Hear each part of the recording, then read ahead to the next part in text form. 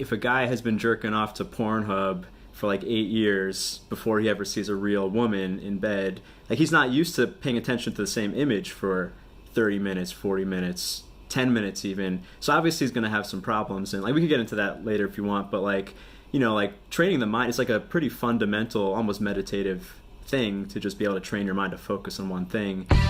Welcome to the Attractive Man Podcast, where we help men become better men. In these episodes, you'll discover how to improve your dating and relationships, how to break through your mental limits that are holding you back, and how to move through life with confidence and purpose. I'm your host, Matt Artisan. What's up, guys? Welcome back to the Attractive Man Podcast. Today, I'm really excited because I'm with both Jules Bia, one of our expert coaches at the Attractive Man, as well as special guest Ruwan, who specializes in helping men become their most true attractive masculine self and was a libido columnist in Psychology Today. And so we're gonna talk about how to reclaim your masculine instinctual power as a man and become more grounded and present in both dating and sex, and thus becoming your most attractive self. So let's dive right in. How's it going, man? Good to have you on the show. What's up, man? Yeah, thanks for having me. Yeah, good to have you, man. So before we get into the arousal stuff, which I'm sure everybody's excited to hear, including myself, what are some of the biggest challenges that you see men having in terms of masculinity, dating, relationships, etc.? The biggest thing I think that covers both sex stuff and dating stuff and life stuff is dudes, and I think people across the board have the worst attention spans in history. I mean, basic sex skills, you need a good attention span to get anything done. Basic creative skills, basic life skills, whatever it is. But like, you know, internet, pornography is a huge thing. Even just like YouTube, if you see a little kid with YouTube, you see like his attention span has shrunken. And if there's anything that I think men are lacking now compared to before, it can be seen in the attention span, because that's our raw material for doing anything with our minds. So yeah, there's obvious applications in the bedroom and in dating and life. It's kind of like we all want the quick reward, in a sense, right? We want that like instant gratification, and we see so many ads everywhere, and our attention is... It's an absolute mess, the modern day we live in.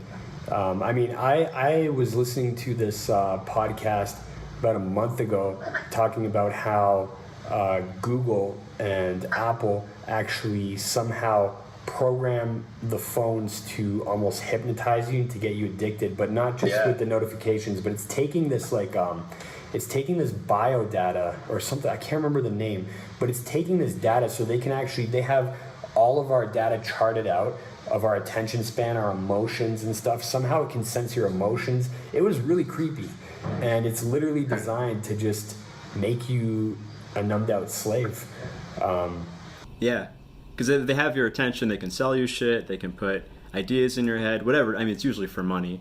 Yeah, I mean, modern guy, especially a younger guy, his attention is pulled in 500 different directions before 10 a.m. Like, how could he possibly pay attention to a woman well enough to pick up on her micro expressions? Like, how could you do that if you're constantly scrolling to the next dopamine hit on your phone? And yeah, I mean, that's the biggest thing. Swipe, swipe, swipe, swipe, swipe, swipe, basically. Yeah, just give them Ritalin. Problem solved. Yeah, and you think about like guys in the bedroom, like if a guy has been jerking off to Pornhub for like 8 years before he ever sees a real woman in bed, like he's not used to paying attention to the same image for 30 minutes, 40 minutes, 10 minutes even. So obviously he's going to have some problems, and like we could get into that later if you want, but like, you know, like training the mind is like a pretty fundamental, almost meditative thing to just be able to train your mind to focus on one thing, and everything gets better. And I will say for men especially, like having a focused attention is kind of the point of like masculine consciousness, if you will. Like women can be all floaty and follow their emotions left and right, but like if you're the masculine pole in a relationship, whether it's sexual or not, it's kind of your job to keep shit on point. And if you're not doing that, you're kind of like a waste. Like you're kind of a waste of space. Like a woman can date another woman if she wants to date another person with who bounces around. So yeah, it ties to a lot of things. Right. Women have what I've heard is called diffuse awareness, where they're focusing on everything, right? They have to focus on the baby crying and cooking dinner and, doing the laundry all at the same time. Whereas we're very single focused. We see the tiger and we gotta kill the tiger. But if we see a squirrel, we don't be like, oh, squirrel, get distracted, right? So that's kind of like what's happening now with masculinity. We're not focused on conquering in a sense. We're distracted and now we're not achieving goals or conquering, so to speak. And this is biologically rooted. Like if you inject testosterone, there's studies that show this, if you inject testosterone into a man, woman, or child, they will have a greater attention span in some ways. Their diffuse attention will get worse, which is the whole idea of like when a guy's watching football, he literally can't hear his girlfriend asking him to do shit. Like that's like, testosterone actually affects you. You inject testosterone to a woman, she'll act the same way. Like this is the point of masculinity for humanity. So like it is, yeah, if you have a low attention span, a weak attention span, you are kind of less of a man in some ways. And on top of that, I mean, even meeting and courting women, you have to have such a powerful focus on them to even feel and create that tension too, right? If your attention's everywhere, you can't even feel those little subtle energetic shifts in your body to actually be able to play with her, and kind of like steer the ship where you want it to go. And it's even in my own personal experience in studying this kind of stuff that you teach as well for many years now too. I noticed when I'm having sex, I would do experiments like actually focusing on her having an orgasm, imagining her having an orgasm, and keeping that really sharp in my mind, and noticing that her moaning gets louder and her pleasure increases, and then switching it off, right? And noticing that it actually starts dying down. It's not that there's no pleasure, but you can notice a very distinct difference when you're not focusing on her pleasure. And that's what I learned that sex is all about, is focusing on her pleasure. I mean, we get, as men, we get our rocks off by our performance, right? So Ruwan, it sounds like this lack of focus plays out in pretty much every aspect of dating and the relationship. So like Julian was saying, in the bedroom, that's pretty obvious. But even when a guy approaches a woman, I mean, I've seen our students sometimes approaching and then they're like distracted by the people around them and they're like, hey, I just saw you here, and they're, a mess. Of course, on the date, same thing. If you're not focused on her and you're distracted by what's going on around you or your phone or whatever's happening in the environment, probably not going to be a great date. Yeah, if you're paying attention just to how she might think of you, then again, like you're saying, you're going to miss out on the moment that she wants you to kiss her and she's just like subtly giving that signal off. If you're not paying attention, you're not going to see it. It's not like she gives you a sign or a letter that says, kiss me now. Like, you have to pay attention. So like, and yeah, I mean, I think this applies to everything. A lot of sexual principles can be brought out of the bedroom, because you could think of this like in creativity or business, like you got to pay attention to those critical moments. So yeah. Versus being up in their head, they're maybe paying attention to that monkey chatter in their brain. What do I say next? What do I do? Those kind of things. So what is the solution, or what are some things that you've found that helps men overcome that obstacle? Yeah, so I mean, any high attention span exercise where you're focusing on one thing will help. The thing is, like, what's the best one? There's like a lot of ways to lift weights. There's a lot of ways to train this skill or this muscle, if you will. I mean, this kind of relates to the sexual stuff. I think the best meditative practices do involve feeling good, do involve other people. It's like a lot of my training in sexuality came from like literally for hours on end pleasuring women. And then there's obviously a sexual skill, but the benefit I really got from that was an attention span benefit, in that like for me to pay attention to those like minute changes in her body or like in her needs, I had to really get out of my head and focus on her.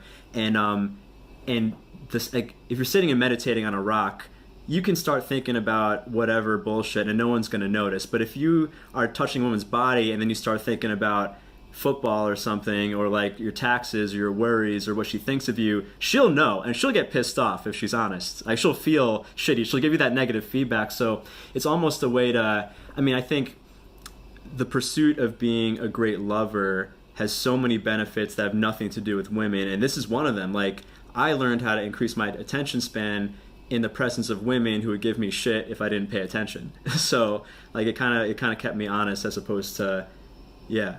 What about the advice that I've heard, I don't know from who, but when you're trying to last longer, to think about things like football or non-sexual things, like take your focus off of her onto something else? Because I've definitely done that. I've done that before. Like I'm about to come. I gotta last longer. So I start thinking about non-sexual things. Yeah, it's a good question because a lot of people, they have a very like mechanical view of sex. They think like, oh, if I feel good, I'm going to come, right? That makes sense. So if I feel better, if I feel anything, I'm going to come faster. And that's not the case. And we can get into the nuances in a second. But to address your question, I'd say, yeah, you could do that. Like and honestly, if like every time you sleep with your girl, when she's about to come, you nut first and she's disappointed, do whatever. I mean, I'm not going to say don't think about baseball. If that's what has you last the extra minute, fine. But if you want like a really fulfilling sexual experience over time, I mean, if you're thinking about baseball, you're not there. And like this can sound kind of like a mystical thing, but I think most women, if they're honest and pay attention, would agree like they can feel when you're there or not. I mean, so many women complain about presence, and like in sexuality, when you're physically touching someone, you can tell the difference between someone paying attention to the touch and not. Anyone can. Most people numb out that feedback so they don't think about it, but you could also learn other ways to last longer and actually be there and like experience the sensation that she's experiencing when she comes, when you're inside of her, or whatever the case is. So the baseball thing's not terrible. If it's a good Band-Aid, it's good training wheels. If like you really can't do anything else, you need something in the short term. But I think if you really want to invest in this as a skill for yourself and for the benefit of the women you're in bed with, there's other things you can learn. By the way, man, if you're not already subscribed to this channel, click that subscribe button and ding that bell notification icon so you don't miss a thing. And leave us a comment down below. I'd love to know what you think about this video, or just leave a comment about anything you want. It helps the YouTube algorithm. Plus, we love to read your comments. All right, let's get back to the podcast. Yeah, I like that. That makes a lot of sense. So before we get into like those sex techniques, so it sounds to me like one of the best ways to really work on being more present, more singular focus, less distracted, is to actually work on that in the bedroom, correct? Yeah, or anything relational, like even in a conversation with somebody where, well, I'll be specific. I think the best ways to practice are anything with emotional stakes with another person.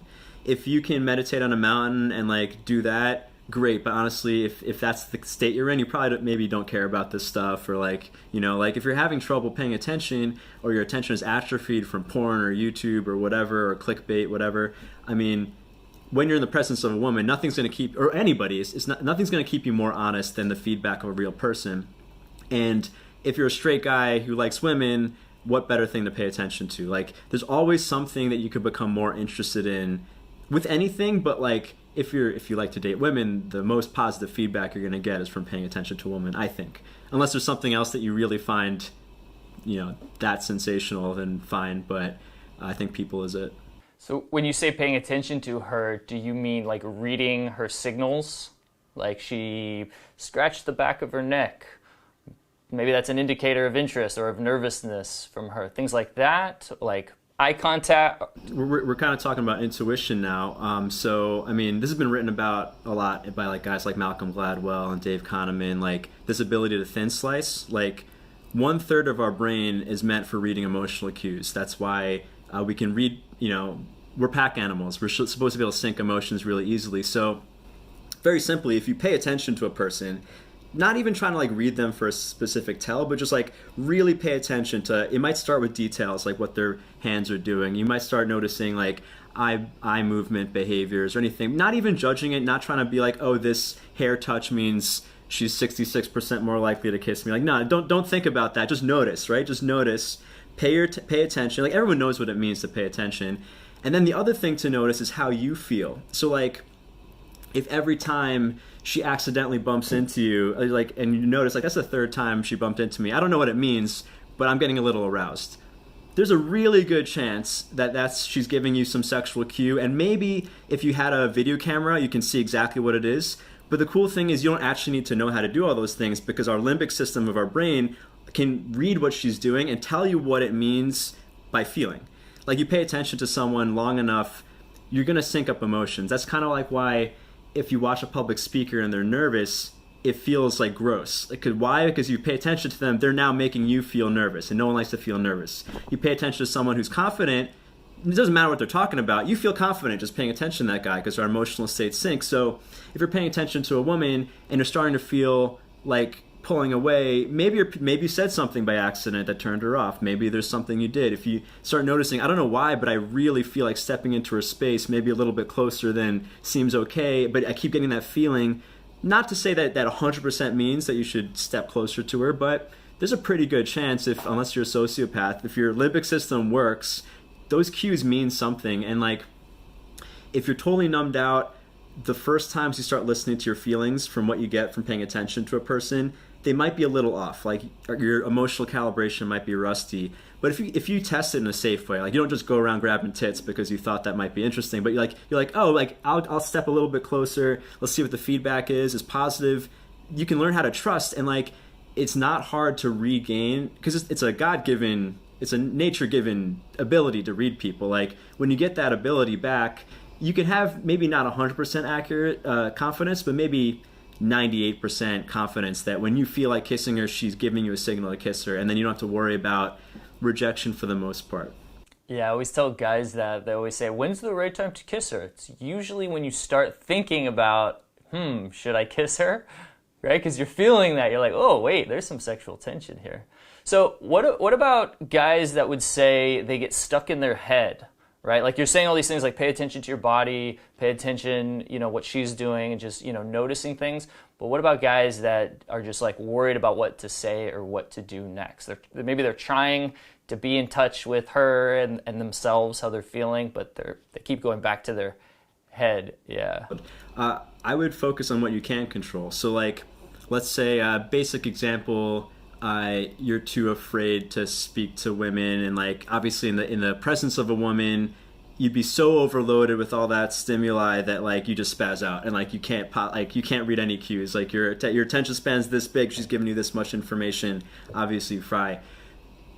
If you can get okay with maybe not going all the way into that interaction yet, because your attention span will grow pretty quickly. It's regaining an ability, right? I'd focus on what you can control. So like maybe you go to the club or the bar or the party, wherever you are, and you don't try to talk to someone right away if you know that you're in your head, because maybe you're hiding by the drinks, and like at least you're in a situation where you can control your mind because the stimulation is not too high. Focus on feeling your body. Feel your body in that situation, and then it's kind of like a strength principle. You solidify that gain, the next level of emotional tension will be groundable or handleable, right? And then you keep moving up, and like the gains can be quick. I mean, you practice this enough times with people, after a while, like it's not a long time before you become very comfortable in high tension. It's just consistency. I like that, and I like the idea of practicing at the club, like you mentioned too. I feel like that would be a really high intense environment with a lot of distractions. So if you can focus on yourself, what's going on with you, and then when you actually do talk to a woman or really anybody, and you're really like focused on them, and you can tune everything out, all the chaos, all the lights and the music and the people, and just be focused on her, like you create that bubble, that can be really arousing and connecting for both of you. I love just walking up in the club and I'm in that deep feeling state, and I don't even say anything to her. I just walk up and I look at her for like 20 seconds in the eye, and you just catch her in this kind of like trance, and you build this bubble, and then any just simple things you say after that are coming completely from your feeling. It's like a way to open up that feeling in that bubble state like right away. I can't remember where I learned that from. I learned that years ago, but it's one of my favorite ways to approach. It's the most intense because when you start practicing that, your mind is trying to get you out of the tension. It's like, don't do this. She's going to freak out, or she's going to expect you to say something. And you kind of just learn to drop those thoughts, right? That's what I love about approaching is when you are practicing that focus, you're literally learning how to just drop and let go of which is I love teaching students how to do, especially even for the approach, right? To go and meditate on the stuff that got stirred up, and that's going to knock out the subconscious and have those overwhelming emotions that cause you to have, feminine like diffuse awareness when you're approaching, which, she'll never pick up. Yeah, I remember when you were meditating in the club in, I think it was Chicago. It was a tough night. Yeah, because you got kind of in your head or something happened, and then you just like went off and meditated for like a while, like 20 minutes more maybe, and just like tuned everything out. It was cool. That night in particular, remember when I did that line trick? I do this thing. I learned it from a TV show, I forget, but when there's a really long line at the club, I go to the back of the line. I took students, we were doing the New York boot camp last year, at this really long line. It wrapped like around the block. It would have been like an hour and a half at least. And I said, follow me. I was like, hey, Mike. And I just like kept walking through the line, and we cut the line in maybe like a minute and a half. It was hilarious. But I tried that in Chicago, and these two big buff guys like completely blocked me. And they wanted to fight me. And that was where I used that grounding, that presence, that awareness. There were these two like big jack black guys like, yo, you want to F around? I don't know, YouTube algorithm, right? And I dropped right into my body, and I looked at them. I was like, guys, we're out here to have fun. And because I was so calm, they just completely dissolved their anger, their challenging me. And like, you know what, man, you're right, but you can't go in front of us. I was like, okay, that's cool, that's fair. But after that, I was like, it was tough, man. But yeah, it's just like you're saying, even in situations with other men, the more grounded man wins, right? If you're, I've been in several situations where it was getting aggressive. It might have even gotten into a fight. And because I was more grounded and I was more calm and I was more solid, the other guy ended up chilling out, right? So like you're saying, yeah, it's such an important life skill all across the board to be able to develop that focus. One of my favorite ways, by the way, is candle gazing. I'm teaching this to our students in our new inner transformation program, Unshakable. So they're doing candle gazing every day to start to build their focus. And it really helps with inner work as well. It helps. Is that when you just basically focus on the light for 10 minutes? On the light of the candle for 10 minutes, and you drop all thoughts. And it's very powerful. I like to do something similar where I put something above a TV or my computer, like a penny, something small, and then play like MTV or something that's, has a lot going on, cartoons, and then just focus on that object for 10 minutes while, that distraction is happening. Gangster. That's way more intense, right? Because you have that distraction. That's cool. I want to try that. So basically what it comes down to, what it sounds like it comes down to, Ruwan, is being grounded, right? Like this concept of being distracted by everything and not being focused is not being grounded. And when you are focused, you're like the rock, right? You're focused on what's going on when in front of you, the beautiful woman, or when shit hits the fan and there's tension in the environment, whether it's a guy being hostile or, whatever, an earthquake or a terrorist attack, whatever it might be, that you're not in chaos. You're not letting that, everything around you like, oh, what do I do? You're just like, okay, focus, got to get out of here, got to protect my girl and get shit done. Get the hell out of here, or fight this dude, or calm this dude down, or whatever it is, which really makes you attractive. I mean, it's masculine. A masculine man is grounded, he's focused, and he's attractive. So pretty much everything you've said is to become more masculine and thus more attractive. Yeah, because I think it's important to know what's the purpose of groundedness. It's not like, I grew up thinking, a lot of people think like, oh, like a real man doesn't have emotions. Like you look at the face of like a John Wayne or something. But it's not that. It's that those dudes have such a huge capacity for tension. There's a sexual application to this, obviously. Like they can handle so much sensation that a bouncer can yell at someone like with Jules, or like a woman can be like in the throes of orgasm, or there can be some crisis, or there can be whatever, a war. And he has such a huge capacity that doesn't cause his like face to spaz out, doesn't cause his body language to like go crazy or for him to lose connection with the ground. Like he can actually just handle all of that. And yeah, I mean, I think we're going to talk about arousal control eventually. Like that's basically the skill of like, if you can handle a lot of sensation, maybe you don't have to think about the baseball because you can handle the arousal you're getting off of her. You can shoot up to 10 and 11 on the scale and still be able to hold it in your body without discharging your capacitor. So yeah. Yeah, there's a lot of applications for this. I like that. Well, Ruwan, man, this has been really valuable. Where can guys learn more? Yeah, well, the best way is to go to arousalcontrolsecrets.com. I have some free training there, which will go over a lot of the fundamentals we talked about, understanding your sensational capacity, understanding the principles of reinvesting arousal rather than spending it, rather than saving it like no-fap guys do. And we actually go through some of the physical exercises. I break it down a little more step by step than we talked about here to actually learn how to draw that energy into your body for obviously the purpose of lasting long in the bedroom, but as we've been speaking about, the applications go far beyond lasting long. They go into your ability to handle tension, your ability to be a good lover even out of the bedroom, your ability to focus your mind, your ability to handle your feelings, which applies to everything. And that can be accessed at arousalcontrolsecrets.com. There you go, guys. Make sure to check Ruwan out. Make sure to click that link in the description to learn more. And subscribe to this channel if you're not already subscribed. Do it, man, and click that bell notification icon so you don't miss a thing, and leave us a comment down below. We'd love to hear from you. All right, we're the Attractive Man team. I hope you enjoyed this podcast, and we'll see you in the next episode. Cheers.